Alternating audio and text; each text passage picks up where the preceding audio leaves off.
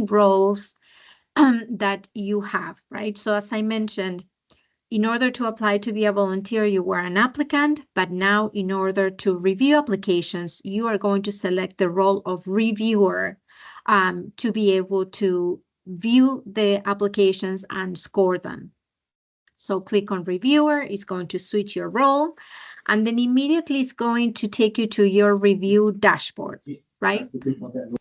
And so here you can see that I have been assigned applications from the Leadership 1000 program, and that I have been assigned 4 applications. Now, don't get too excited. You'll probably get more than 4 applications assigned to you. But you can see here that I have completed 0 reviews of the 4 applications that were assigned to me. So the first thing I'm going to do is to click on the Start button to see all the different applications that I have been assigned. Oh, what happened? Sorry. Hey, Maria, it's Carolyn Yakima. All Hi, of ours Carol. say, so what does it say? Sorry, there are no applicants. So there's nothing to review. Right. Yeah, there's because nothing. I'm not, yeah, no, nobody Okay. has any applications assigned at this point. Okay. Can you hear me? Yes, Maria, Did we I can. lose you Thank all? you. Okay, thank you. Okay. Yes, so the applications are going to be assigned this afternoon, and everybody will have access to them tomorrow morning. So, what you see now that you click on the Start button is that here are my 4 applications, and you're only going to see the application number. And in order to see each one of the applications, you will have to click on the Continue button here on your right-hand side. So if I click on Continue, it's going to actually bring me into the application. On the left-hand side of your screen, you're going to land on the summary page, which really only shows you the application ID. You don't really care for that. But if you click on the application next to it, you can actually start seeing the application itself with all the different sections. So student demographics, academics, activities, next is going to be after activities, we're going to have our essay questions. Here are the essay questions and the unofficial transcript and the letter of recommendation. So that's what each application really contains. So something that I want to make sure to talk about is that, again, on the right-hand side, on the left-hand side, you have the application. On the right-hand side, you have the variable scoring scale where you will record your score. We covered the scoring rubrics in the recorded training that you completed as part of your registration process, but you can also, and you received also a PDF version of these on the email that I sent this yesterday, actually. So, you know, if you need to have something, you know, on paper, like some of us do, you can actually use that as your guide. But here is where you're going to record your scores. And so what you can see here is that you're going to see each variable, right? And there are 4 variables and the assessment of the letter of recommendation. So I want to talk to you a little bit about this scoring tool. So the form describes for you the 4 options you have for scoring, right? Let me show you here. It goes from negative evidence with a score of 0 all the way to superior evidence with a score of 3. But what I want to point out here in the instructions is that we recommend that you think of each application as being on a 3-point scale, right? That measures negative, neutral, and positive evidence of that particular variable. So for example, with variable number 1, engagement, is there a positive, a negative, or a neutral evidence of this particular variable in the student application, right? So engagement refers to the student participation or involvement in the different aspects of their life, right? We're not just talking about extracurricular activities, but we're talking about responsibilities and involvement or participation within their families, their school, their workplace, if they are working, sports they may be engaged in, or their place of worship, right? So the superior evidence should really be left for sort of the 10% of your applicants. So in order to make that assessment, the other recommendation we have for you is that rather than reading each application individually and scheduling and scoring it, is that you read all of your scholarship applications at once, and then you find your middle, right? So that you get a sense of where all your applicants stand. Because I remember the very first time I read scholarship applications actually for College Success Foundation before I became a staff member, was that I would read an application, score it, go to the next one and start scoring and go, oh, wait, but this one seems, the student is demonstrating, a higher level of engagement. I should go back to my first application and change my scoring. So in order to avoid that, is that we recommend that you read all of your applications first, you find sort of your middle, and then you start scoring. You can go back and do your scoring. And one cool thing that this tool has is that you can make notes for yourself and for us as well here at the bottom, right under comments. So if you're reading and you're like, okay, I'm going to continue reading, but I want to remember, X, Y, and Z, you can make comments here, and then you're going to click on Save Draft, go to your next application, and then you can come back here and see what notes you made in order to continue with your scoring. Okay, it's just a suggestion. You're going to find what's your cadence, what's your process, but it's just a recommendation that over the years we found to be useful to do. So the variables you have is engagement, as I mentioned. The second one is goal setting, so a student ability to really plan ahead and have a plan on how they're going to achieve their goals. The next one is going to be the realistic self-appraisal, which is pretty much, understanding our own strengths and vulnerabilities, and having a plan on how to overcome those, challenges or deficiencies we have, and how we can use to overcome those our strengths, right? The next one is navigating challenges. And so this is one of the questions we ask students to tell us about a time when they experience, a personal challenge and how it impacted their lives. I want to mention here, and I think that we mentioned this also in the recorded training that you did, is that we don't ask students to really fully disclose or go in depth in, some personal, painful, difficult circumstances they have gone through. But what we want to see is if the student has been able to learn any lessons from that challenge. How did they navigate it? How did they grow, right? Were they able to transform adversity into opportunity? What happened with that challenge and with that student? And how, if maybe, that challenge affect in any way their choice of major, career, or any, big life change that, they may have embarked on. So that is how we look at, or we hope that you look at navigating challenges. And then last is the letter of recommendation. And again, please don't penalize or the student for the choice of recommender they made. Sometimes students don't have many options for recommenders, so just stick to the content of the letter, right? And so is there evidence, neutral evidence, positive or superior evidence, right, of the student readiness for college? Ultimately, what we're doing with this scoring is, assessing if the student really has what it takes to succeed in college, right? Do they have all the ingredients? Maybe they are not all put together or not put together in the right order, but do they have all the ingredients to succeed in college? And do remember that, CSF will be following students and working with students, coaching them and supporting them along the way. So that's why we say, you know, do they have the ingredients, right? We are going to help them put them together in the right order so that they can succeed.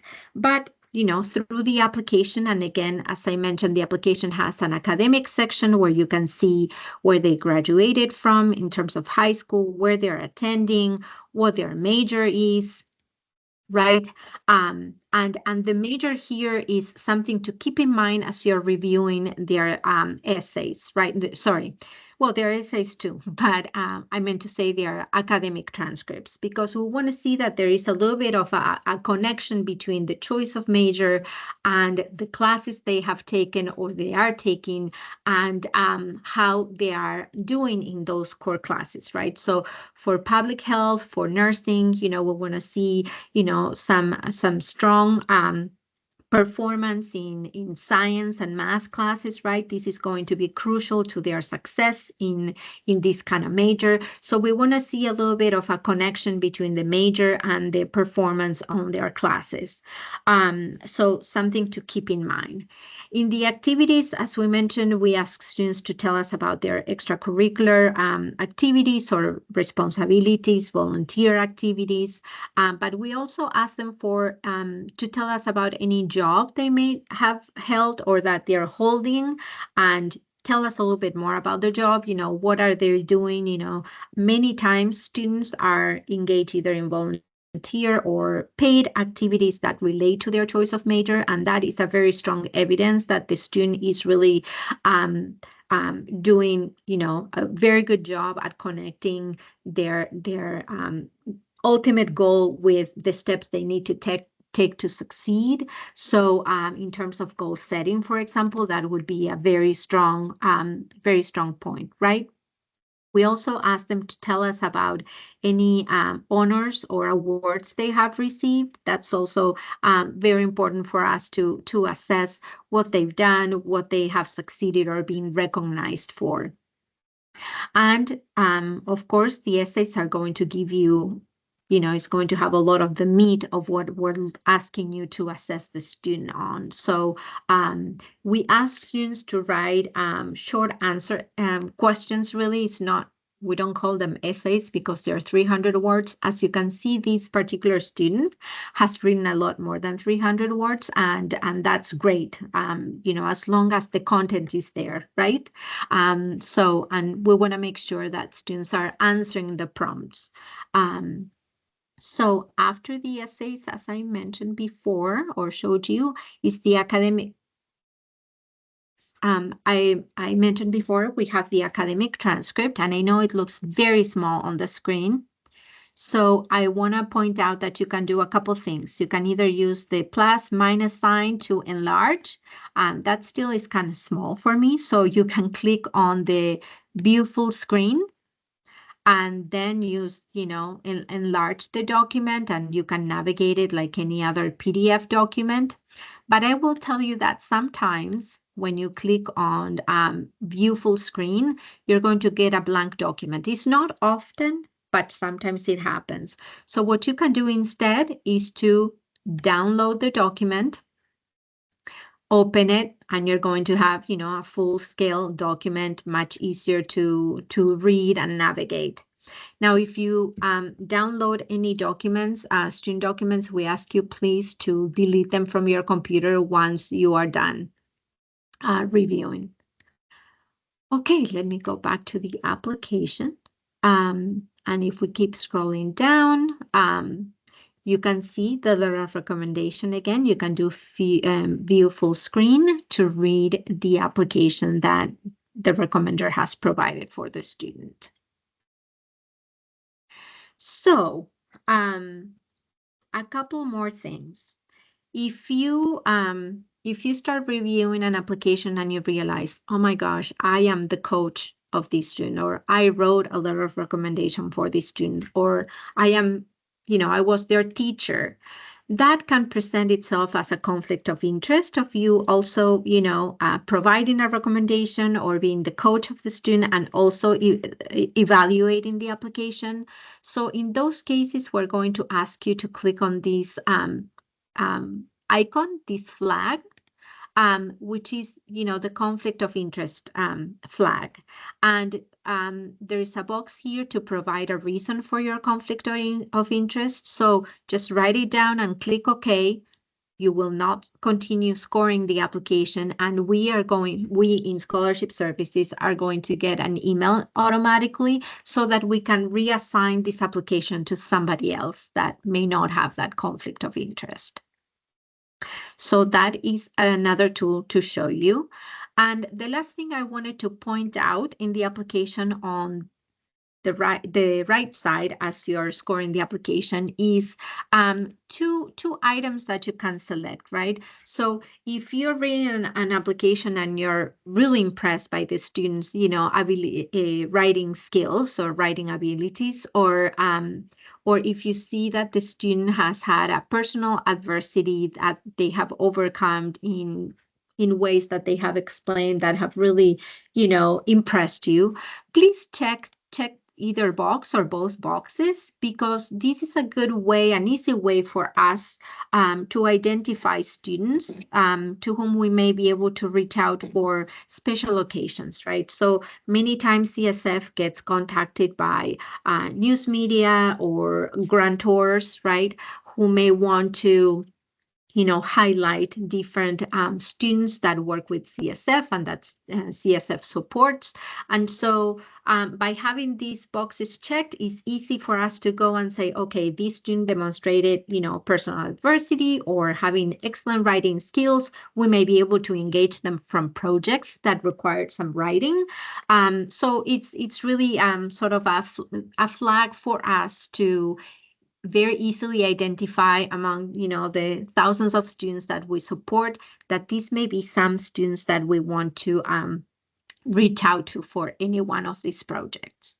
So once you're done scoring, completely done with the scoring, and you're sure this is the score, I have gone over all my applications, I have done the scoring for this one, I'm feeling comfortable with these, you can either save it as draft to come back. Remember that once you mark as complete, you cannot change the scoring, right? Or if you're done, you will click mark as complete. And I'm going to see, it tells you will not be able to modify this review after submitting. Are you sure you want to submit? So I'm going to say yes, because I want to show you what it looks like on your dashboard. So now I have come back here, and remember I had 4 applications submitted. Now it's telling me you completed 1, so you have only 3 to complete.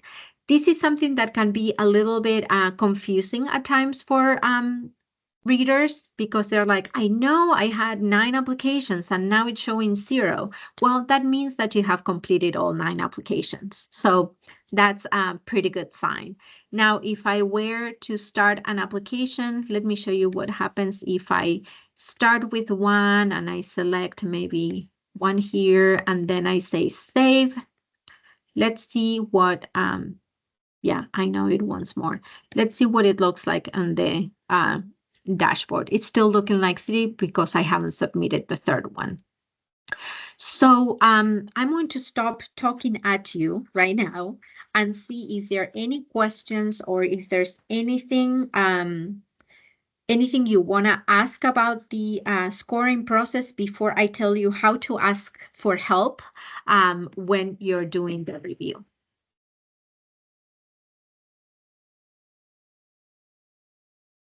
One question we have is approximately how many applications will a reviewer receive? I will say at this point, no more than 10. And usually readers take about 15 minutes to review each application. If you have done these multiple times, probably it will take you less than 15 minutes, but 15 minutes is a good amount of time for you to spend with each applicant, right? Reading, understanding who they are, what their goals are, how prepared they are to take the next step. Before we move forward, Maria, Yeah. would you be willing to go back to that application so that you can show reviewers how they can stretch the left side of the screen to look at the application? Yes. Okay. Absolutely. So I'm going to click on application. Remember that when you first land on, when you start the application, you're not going to see the application. You will click here for the application, and then you can use this ruler here in the middle to expand the application, right? And you scroll down, right? Or you use your mouse to scroll down and complete all the, and read all the sections. And then let me show you again what to do with documents to expand the documents as well. So for you have two choices, either using the plus minus sign, but it's going to cut off the document, or you can click on view full screen, right? And you can also use the plus minus here. Or you can download the application and open the document, and you can see the full document on your screen.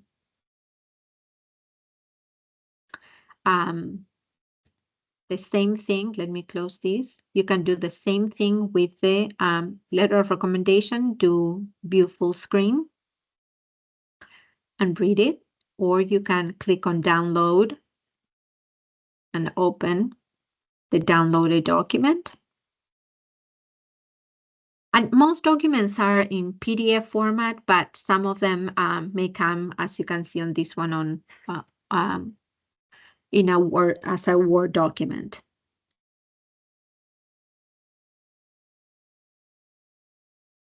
Close, close. And then if you're ready to go into the scoring side, you use the ruler again to move it. Now shrink the left-hand side and have a better view of your right-hand side or your scoring tool.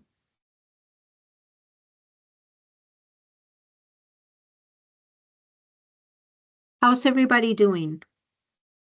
Does it seem, like a tool that you can follow? Is it too complicated? We've got a lot of smart cookies here. Everyone's giving us a thumbs up. I love it. Fantastic, fantastic. Okay, then let me show you one thing. What if you need help along the way? So on the top right of the screen, right next to Review Dashboard, there is this eye icon that you can click on. And the first option you're going to see is questions about the program or information on the site, right? So if you click this one, you are going to send us an email automatically to Scholarship Services, right? So it's going to open your Outlook and you'll be able to send an email to us. If you need help using SurveyMonkey, which is your second option, it's going to take you to the frequently asked questions that sometimes can really answer, some of the most basic questions of the platform. And then if you're having technical issues with the site, you would click this third option, which is to request help navigating the website. You can submit a request to the SurveyMonkey Apply customer service team by clicking on this link and providing, they're going to ask you a couple of questions so that they can better understand what the issue is and they can better guide you through it, right? So they usually provide help via email, although you can request a callback, and they do take 24 hours to respond. What we suggest in these cases is you send them an email and you reach out also to Scholarship Services by using, the questions about a program or information on the site. We don't have 100% capabilities of sometimes fixing technical issues, but we do have some workarounds for some issues that sometimes come up for people. Talking about issues that may come up, something that I forgot to say in the beginning. One recommendation we have to make the whole process a little bit easier is to make sure that you're using specific, you're using either Chrome, Firefox, Safari, or Microsoft Edge as your browser, because SurveyMonkey works better with these browsers. So make sure to use one of these to minimize any technical difficulties that may present themselves.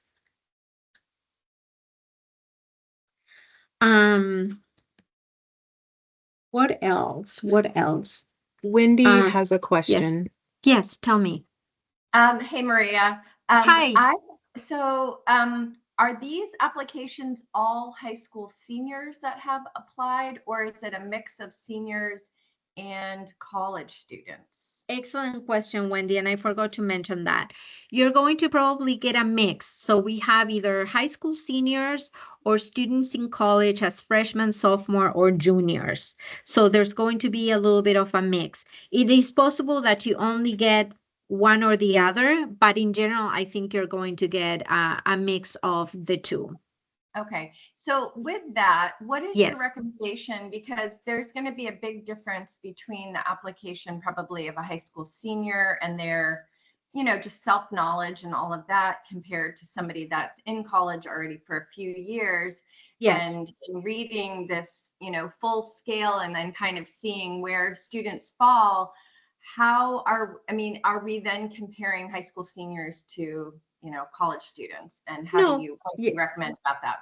Yeah, that's a great question. So I would go back to one of the earlier recommendations. Try to read all your high school applications first and evaluate them, first, and then do the same with just your college, because as you're pointing out, they're going to be in different stages of their, their journey, and college students hopefully will demonstrate, a little bit of some skills, some behaviors, right, or knowledge a little bit more advanced than a high school student. But sometimes you'll be surprised. And then this is not a satisfying answer, but I think it never hurts to repeat it. We mentioned it in the recorded video, is that remember that this is not a science, right? Scoring applications is not a science, it's an art. We have to take leap of faith with our scoring and our decisions. So don't be too hard on yourself to come up with, quote unquote, the perfect scoring. And do remember that every application is read by two different reviewers, because we want to kind of, level out our biases, our views of an applicant. So have that in your back pocket as a reassurance, right? That that you're not the only one making the assessment. Great, thank you so much. That answers my question. Absolutely. One more question from the chat while we're talking about scoring. In scoring, is there any relationship between the full review and the additional questions, re excellent writing skills or success with personal adversity? Sorry, can you repeat it again? I'm sorry. In scoring, is there any relationship between the full review and the additional questions? For example, excellent writing skills or success with personal adversity? I would say that there should be a relationship between the full review. I think that the writing skills and the personal adversity is something you can assess after you have, read the whole application. Hopefully there is a connection. Sometimes there isn't, but in most cases, I say there is. Yes. Perfect. We will read any other questions that come up at the end of our presentation. Thank you, Carrie. So a few reminders. Carrie and I will be assigning applications by the end of day today, but you will not have access until tomorrow morning. The scores are due on March 24th, so you have roughly 21 days to review. If anything happens and you realize I won't be able to review my applications or all my applications, please try to let us know as soon as possible, because we will have to reassign those. Probably we'll have to secure additional reviewers, and we will have to reassign those applications. And as the slide mentions, students are expecting a response by April 15th. So let me tell you a little bit what happens after you do your scoring. Once we have all the scores in, and you may finish your scores in a few days, but we will have some reviewers that are not completed, until the very last day. So we need to wait until we have all the scores in before we can start making the selections. And your scores are very important to the selection process, but it's not the only thing we're looking at, right? For the Leadership 1000 that the student gets really matched to a donor, we really look at the donor and the student profile to make sure it's a good, match. So it's going to take us, at least a week to make this connection. So we want to make sure that we have all the scores, everything in, and give ourselves time to do that match. So that's why we are just giving you time until March 24th, because we need, again, that time to do the selection process. As I mentioned before, and the slide mentions, please delete any documents that you download from the scholarship platform. Use the user guide, email us if you have any questions, and then try to have fun. This should be, not just, a scoring process, but, reading what it's like to be a high school student or an early college student today. I don't know you, but I've been out of school for a couple decades. And so, the realities of navigating public education or post-secondary education today is very different from what it was like for most of us. So it's serious stuff that we're reading. Students are trusting us with their stories, and that is such an honor. But also they share a lot of fun and incredibly inspiring things that they're doing. So try to have fun with the process.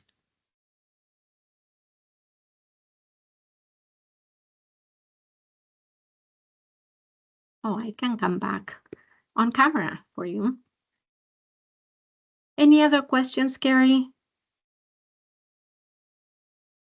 No other questions at this time. One person would like to know how much the scholarship is for. However, each scholarship does have a different award. Yes. So there's not one definite answer. No. As far as a little announcement I'd like to make for myself, Teams is not working with me, and I'm not able to drop a PDF or Word document in the chat for the instructions. However, once we are done recording this, we will send this recording, the original recording that you watched, right, that has the instructions, and we will attach the PDF and Word doc for the rating scale and the instructions on how to score, as well as the website that I dropped in the chat. Yeah.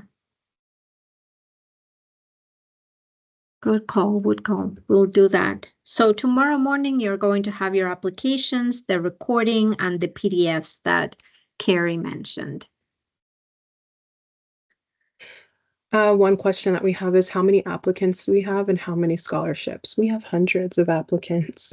And then depending on the number of volunteers that are registered, it varies how many applications you'll receive to review.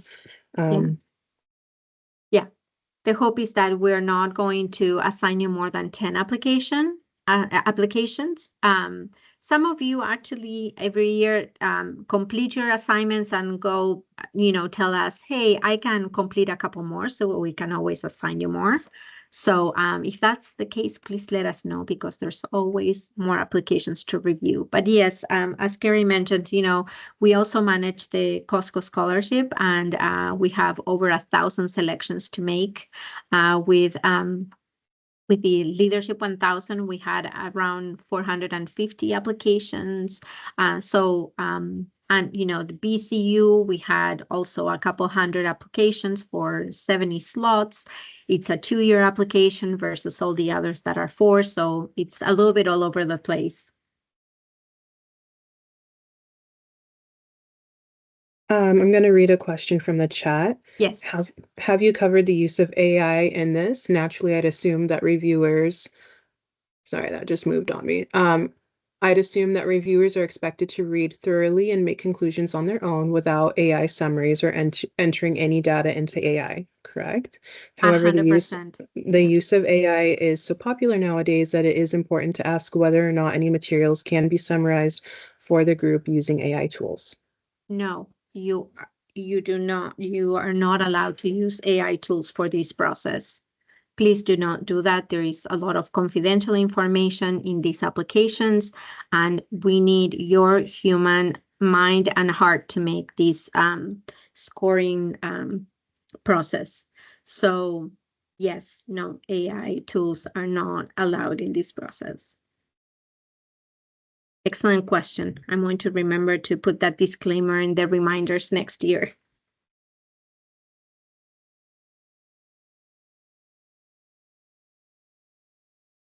If anyone has any other questions, feel free to raise your hand. You don't have to be on camera to ask a question, or you can type it in the chat. One question that we have is, do we have a way to verify that their essays aren't written by AI? Go ahead. Go ahead. Maria and I look through applications before we get to this process, and we have quite a few applications that it's very obvious AI was used in writing their short answer questions. Maria, would you like to add on to that? Yeah, we work with our IT team to use tools that would, verify our suspicions. And then it was, a teaching moment, conversations to be had with students about, the use of AI for this kind of task.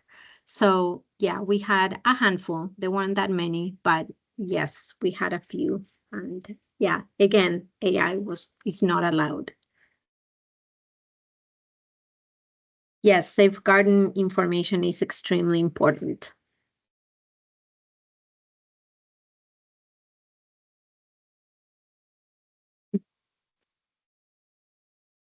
If we don't have any further questions, I will stop the recording.